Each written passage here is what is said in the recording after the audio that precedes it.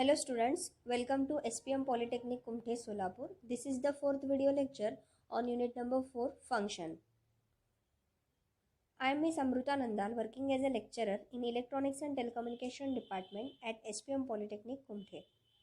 In this video lecture we will going to see how to write user defined functions. In previous lecture we had discussion on user defined functions and scope of variable. So let us start with today's video lecture. Writing user defined functions. So विद्यार्थी मित्रांनो, user defined function कसं declare करायचं आणि scope of variable काय आहे तर हे आपण लास्ट व्हिडिओ लेक्चरमध्ये बघितलं होतं. बट युजर डिफाईन्ड फंक्शन जर आपल्याला लिहायचं असेल तर ते कसं लिहायचं तर ते आपण ह्या व्हिडिओमध्ये बघणार आहोत. So first point is a return type is a data type of the value that the function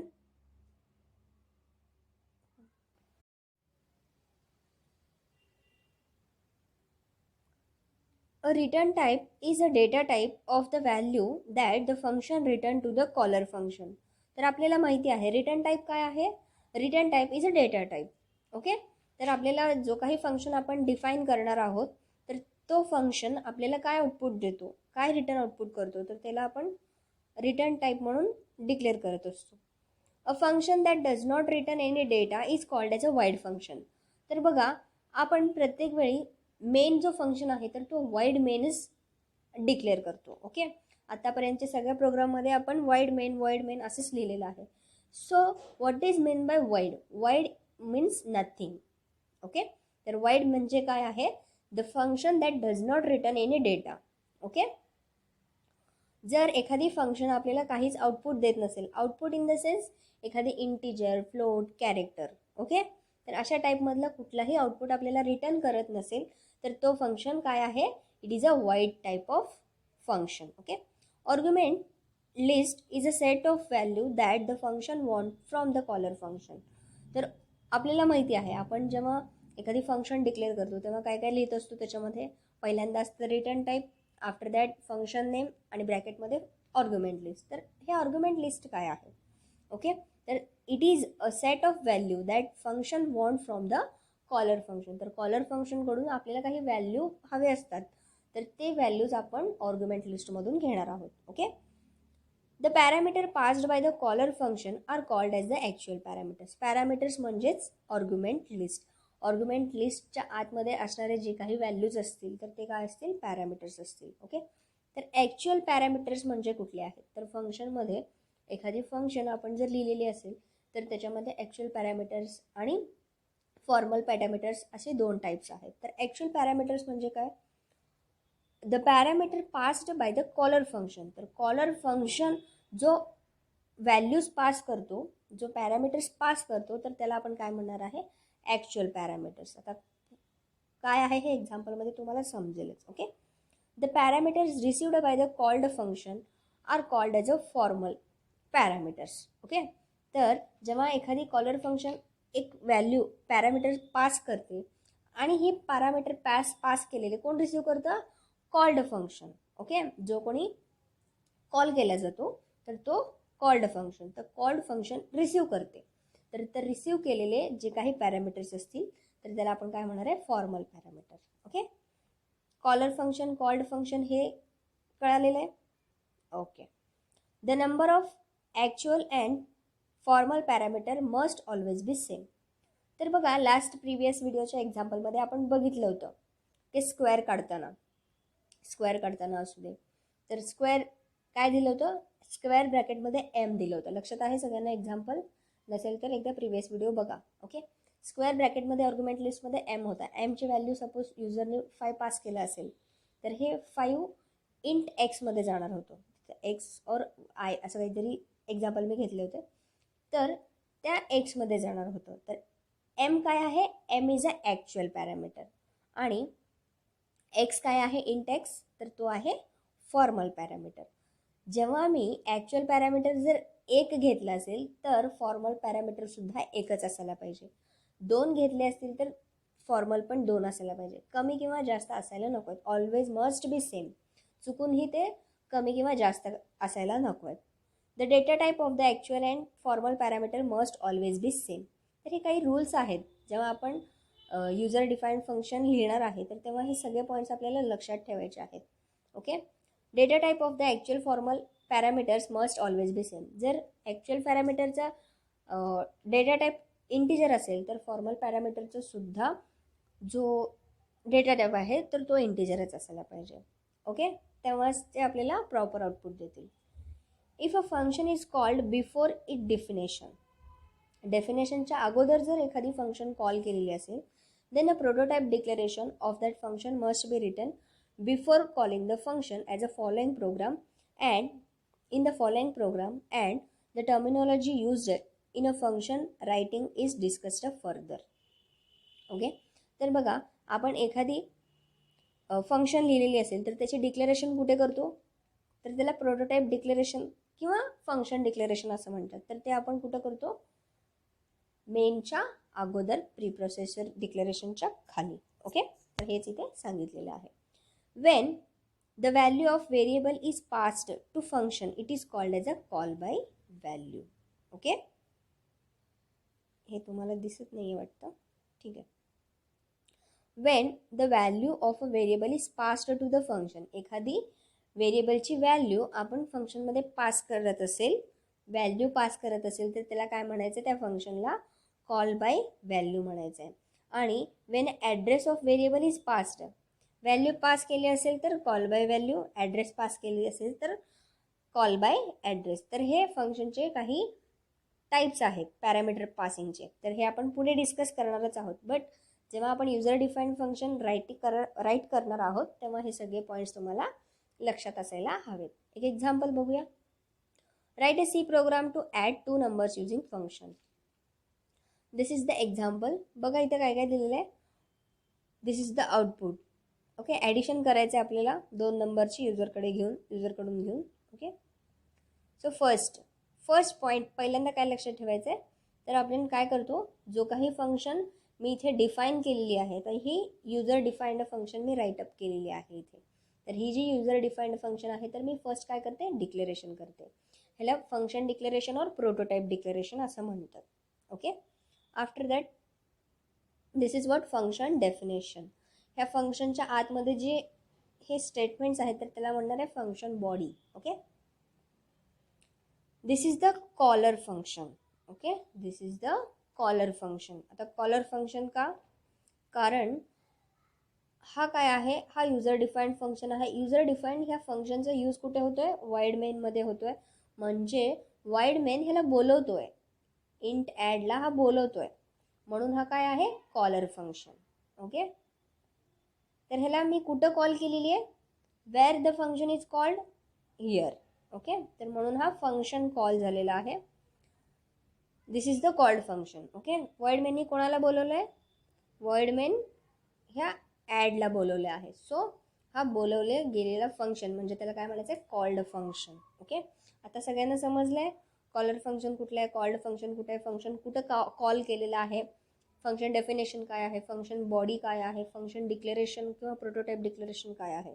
okay. So बघूया आपण हा कोड काय आहे. ओके. पहिल्यांदा फंक्शन डिक्लेअर केली आहे मी ॲडिशनची. तर 2 इंटिजर घेतली आहे आणि एक सम हा रिझल्टसाठी ठेवला आहे. 2 नंबर्स युजरकडून घेतला आहे, 10 आणि 20 युजरनी एंटर केलेलं आहे, ते स्कॅन करून घेतलेलं आहे. आफ्टर दॅट हे जे 2 नंबर आहे तर त्याचे ॲडिशनचा जो प्रोग्राम आहे पुढे ॲड करायची जी स्टेटमेंट आहे तर मी काय केली आहे, ह्या फंक्शनमध्ये लिहिली आहे. ओके. तर हे असं का लिहायचं आहे, what is the need of function ह्यामध्ये मी सांगितलेली आहे. असं केल्यामुळं काय होतं, जे रिपिटेशन आहे तर ते रिपिटेशन जर जेव्हा आपल्याला यूज करायचं असेल तर तेव्हा हा सोपं पडेल आपल्याला. ओके. त्यासाठी आपण फंक्शन्स यूज करतो. आता मला जर ॲडिशन करायची आहे 10 आणि 20ची तर N1च्या इथे काय केलेले आहे, नंबर 10 आणि N2 इज इक्वल टू 20. तर हा ॲडला मी कॉल केली आहे. सो काय होईल, इथून डायरेक्टली इकडे जम्प होईल.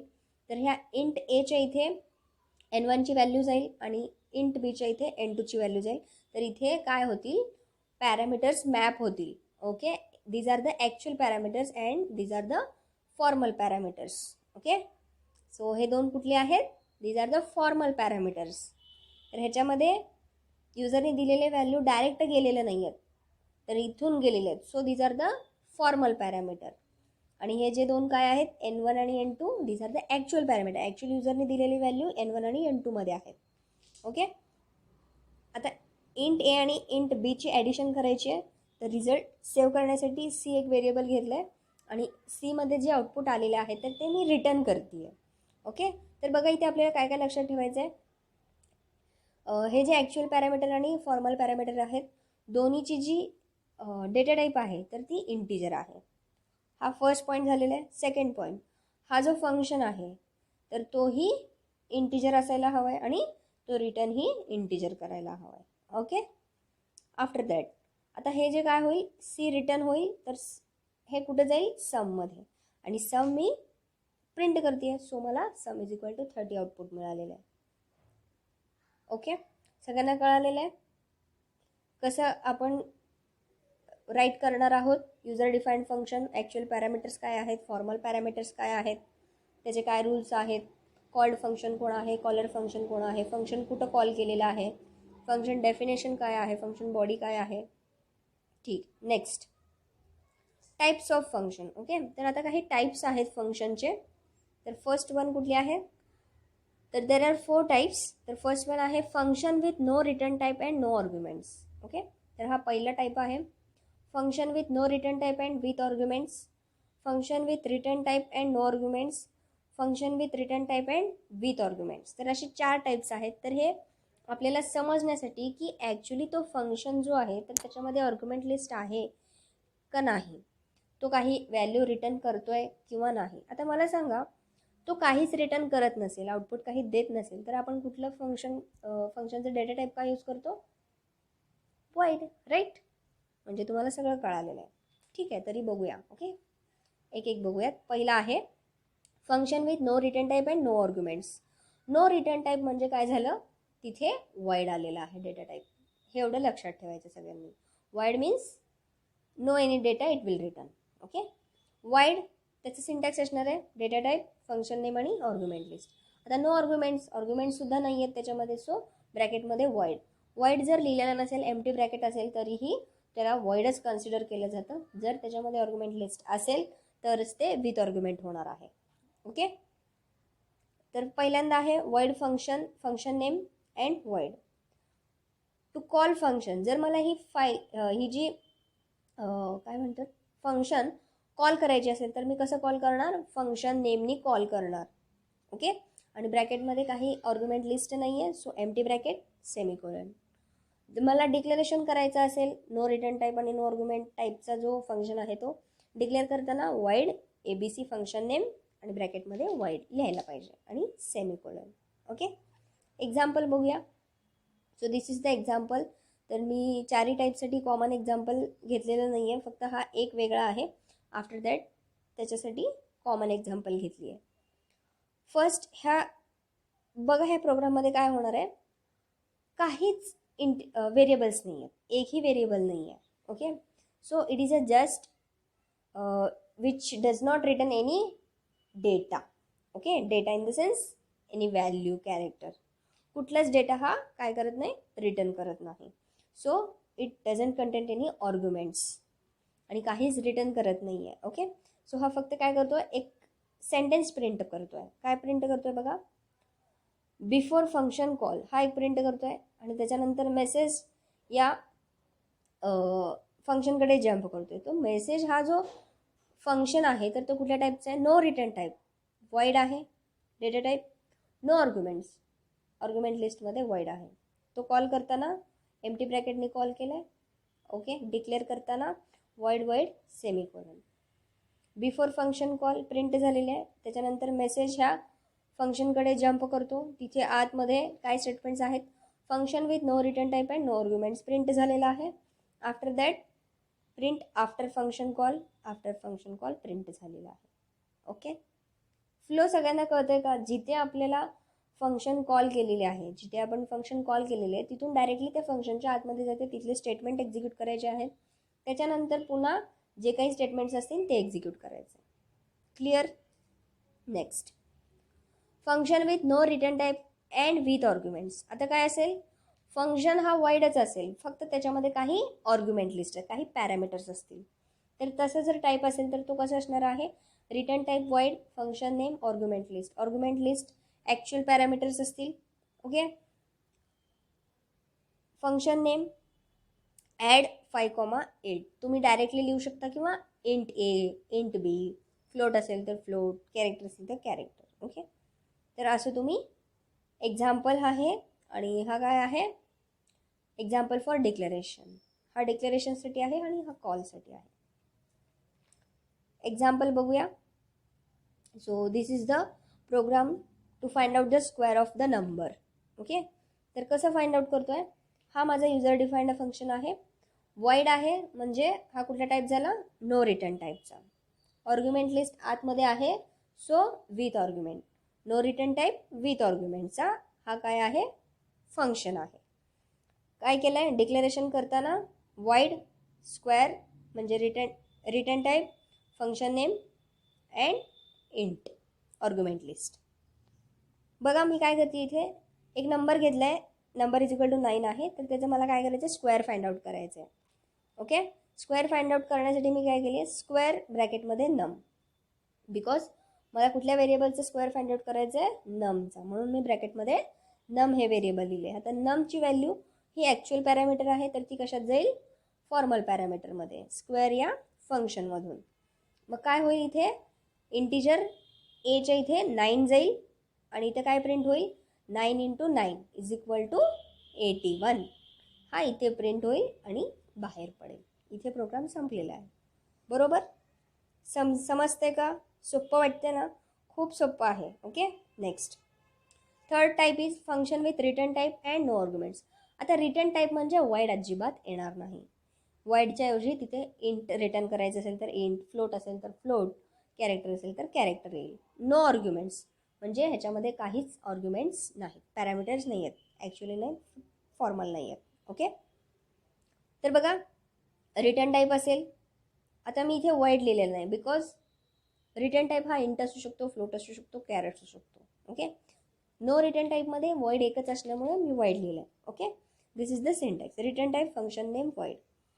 टू कॉल अ फंक्शन, जर मला कॉल करायचं असेल तर काय करायचं आहे, फंक्शन नेम, आर्ग्युमेंट लिस्ट नाही आहे, सो एम्प्टी ब्रॅकेट, तर हा एका व्हेरिएबलमध्ये मी स्टोअर करते आहे. ओके. सो बघा ॲज अ एक्झाम्पल कसं येईल, मल्टिप्लिकेशन, एम्प्टी ब्रॅकेट. ओके. तर हा डिक्लेरेशन करताना कसं करायचं आहे, इन मल्टिप्लिकेशन, फंक्शन नेम म्हणजेच data type, return type, function name आणि वाईड. एक्झाम्पल बघूया. बघा इथे पण मी स्क्वेअर फाइंड आउट करूनच एक्झाम्पल तुम्हाला दाखवले आहे, जे की तुम्हाला लवकर लक्षात यायला पाहिजे यासाठी. तर बघा मला इथं सुद्धा स्क्वेअरच फाइंड आउट करायचं आहे. मी काय करते आहे, पहिल्यांदा user defined function, return type int आहे म्हणजे रिटर्न टाईप, एम्प्टी ब्रॅकेट आहे, तुम्ही इथं वाईडसुद्धा लिहू शकता, म्हणजेच नो आर्ग्युमेंट्स. ओके. तर हा कुठलाही नंबर इथून घेणार नाही. ओके. तर इथे काय होईल, इंटिजर एस आणि दोन व्हेरिएबल्स घेतलेला आहेत. युजरला एंटर करायला सांगितलं एक नंबर, युजरने एंटर केला आहे, तो स्कॅन करा, आणि इथे स्क्वेअरचा फॉर्म्युला लिहिला आहे, आणि रिटर्न एस. एस कुठे जातो आहे, मेन फंक्शनमध्ये. ओके. तर हा कुठे कॉल केलेला आहे बघा, this is the function prototype, int result is equal to square. तर इथे मी काय केलं आहे, एक व्हेरिएबल घेतलं आहे, कारण इथून जो आउटपुट मला येतो तर तो मी एका व्हेरिएबलमध्ये ठेवते, कारण स्क्वेअर हा डायरेक्टली मला प्रिंट करता येत नाही. तुम्ही तसंही प्रिंट करू शकता, no problem. Okay. The square is result. Okay. रिझल्टमध्ये आलेली जी व्हॅल्यू असेल तर ती प्रिंट होईल. युजरने इथे 9 एंटर केलेला आहे, the square is 81. Okay. Simple, very simple. Next fourth type आहे return type and with arguments. आता रिटर्न टाईपसुद्धा आहे आणि आर्ग्युमेंट्स लिस्टसुद्धा आहे. तर एक व्हेरिएबल नेम आहे, सॉरी इथे इज इक्वल टू मार्क झालेलं नाही आहे, थोडंसं टायपिंग मिस्टेक आहे, इज इक्वल टू सिम्बॉल तिथे आहे. Okay. Variable name is equal to function name, actual parameters. Sum is equal to add 5,8 म्हणजे ॲडचा जो काही रिझल्ट आहे तर तो सममध्ये जाईल. इंट ॲड इंट ए, इंट बी असं तुम्ही त्याला डिक्लेअर करू शकता. तर ह्याच्यामध्ये काय काय असायला पाहिजे, रिटर्न टाईप असायला पाहिजे आणि आर्ग्युमेंट लिस्ट असायला पाहिजे. तर तो काय होणार आहे, function with return type and with arguments. Example बघूया. Example, okay, int square int a. आता ह्याचं रिटर्न टाईप आहे आणि आर्ग्युमेंट लिस्टसुद्धा आहे, म्हणजे मी मेनमधून एखादी नंबर इकडे घेऊ शकते. तर तो डिक्लेअर करताना कसं करणार आहे, एस नम. आता युजरकडून घेतलेली नाही आहे, ऑलरेडी इथंच नंबर मी डिक्लेअर केला आहे. रिझल्ट नम 9 आहे, तर स्क्वेअर नम इज इक्वल टू किती, 9 आहे. मग तेव्हा काय होईल, इथून डायरेक्टली इकडे जम्प करेल, integer A is equal to 9 होईल. हे दोन्ही मॅप होतील, actual and formal parameters map होऊन मग ए इज इक्वल टू 9 आहे. इंटिजर एस घेतलेलं आहे मी रिझल्ट स्टोअर करण्यासाठी. ए इंटू ए म्हणजे 9 इंटू 9 दॅट इज 81. 81 रिटर्न करा, रिझल्टमध्ये जाईल, रिटर्न प्रिंट करा. Okay, very very easy. Okay, तर हे रिझल्ट प्रिंट केला आहे मी. सगळ्यांना चारही टाईप्स व्यवस्थितपणे समजलेले आहेत का? Okay, next parameter passing. Okay, आता पॅरामीटर पासिंग म्हणजे काय? पॅरामीटर पासिंग म्हणजे आपण जे ॲक्च्युअल पॅरामीटर्स युजर डिफाईन्ड फंक्शनला देत असतो, तर ते आपण कसं देतो, म्हणजे आपण आत्तापर्यंत जे 4 टाईप्स बघितलेले आहेत त्यापैकी 3 टाईपमध्ये काय केलेलं आहे ती व्हेरिएबल घेतलेली आहे. जर suppose A is equal to, तिथं नम घेतलेलं आहे बरोबर, नम इज इक्वल टू 9 असेल तर नम लिहिलेलं आहे. म्हणजे आपण काय करतो आहे, व्हॅल्यू तिथे ठेवतो आहे, पास करतो आहे. म्हणजे काय, स्क्वेअर ब्रॅकेटमध्ये नम असं लिहितो आहे. म्हणजे आपण काय पास करतो आहे, पॅरामीटर, ॲक्च्युअल पॅरामीटर फॉर्मलला कसं पास करतो आहे, बाय व्हॅल्यू. ओके, तर पॅरामीटर पासिंगचे 2 टाईप आहेत. तर फर्स्ट टाईप आहे कॉल बाय व्हॅल्यू. जर आपण व्हॅल्यूनी त्याला कॉल करत असेल तर ती जी फंक्शन आहे तर ती काय होणार आहे, कॉल बाय व्हॅल्यू फंक्शन. जर कॉल बाय रेफरन्स, अजून एक सेकंड टाईप आहे call by reference. Call by reference म्हणजे काय, आपण ती जी फंक्शन आहे रेफरन्स म्हणजे ॲड्रेसनी सुद्धा कॉल करू शकतो. तुम्ही ॲड्रेसनी सुद्धा कॉल करू शकता आणि व्हॅल्यूनी सुद्धा कॉल करू शकता. असे 2 टाईप आहेत. ठीक आहे, आपण ते बघणार आहोत. First is call by value. The method of calling function by passing value to it is referred as call by value. In this method, only value of the actual parameters are copied into formal parameter. बघा काय झालेलं आहे, in this method only value of the actual parameter. तर actual पॅरामीटरचे value काय होतील, formal पॅरामीटरमध्ये map होतील किंवा कॉपी होतील. So if any changes are done with formal parameter it can't affect the actual parameter. Okay, जर फॉर्मल पॅरामीटरमध्ये काही चेंज झालं तरी ॲक्च्युअल पॅरामीटरमध्ये चेंजेस होणार नाहीत, कारण आपण कॉल बाय व्हॅल्यूनी केलेलं आहे. ठीक आहे, एक्झाम्पल बघूया. Write a C program to print number using call by value.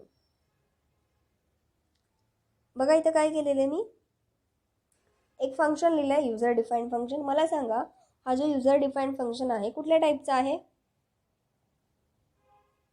कुठल्या टाईपचा आहे. 1 to 4 आपण टाईप्स बघितलेले, त्यापैकी कुठला आहे. इथे वाईट दिसतोय म्हणजे no return type. Argument list दिसतंय म्हणजे with argument list. Okay, no return type आणि विथ आर्ग्युमेंट्स.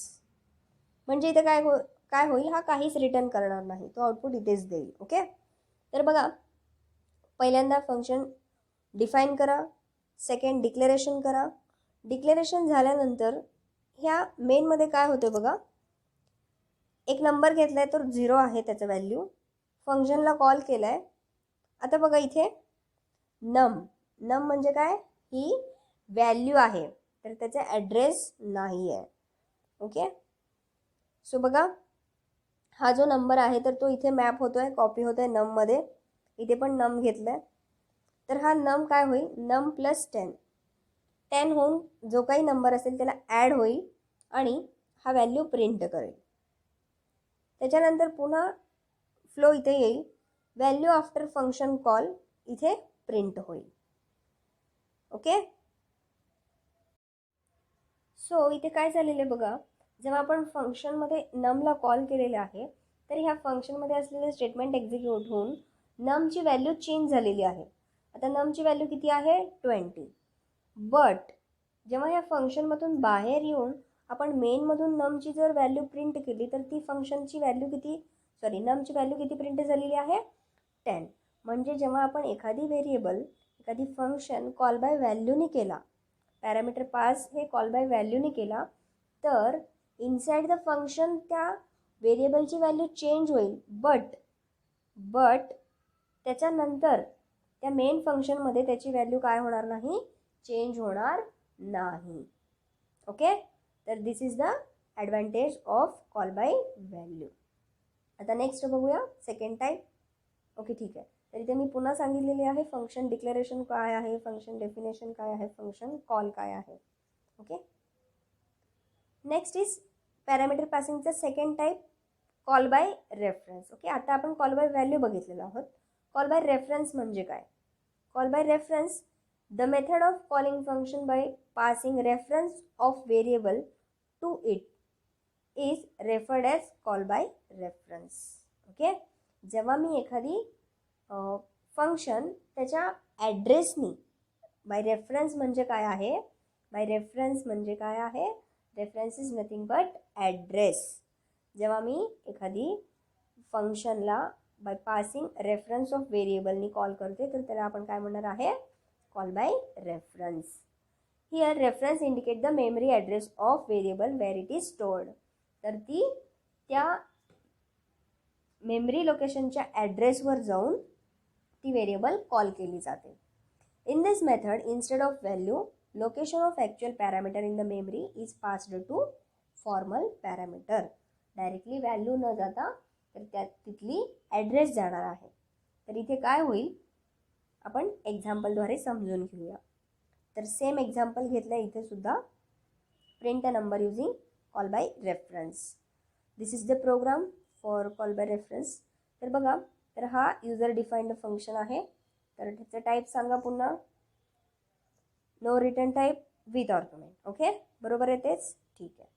तर बघा, हा इथे मी डिक्लेअर पण केलेली आहे. Example function declaration, function definition and इथं फंक्शन कॉल केलेलं आहे.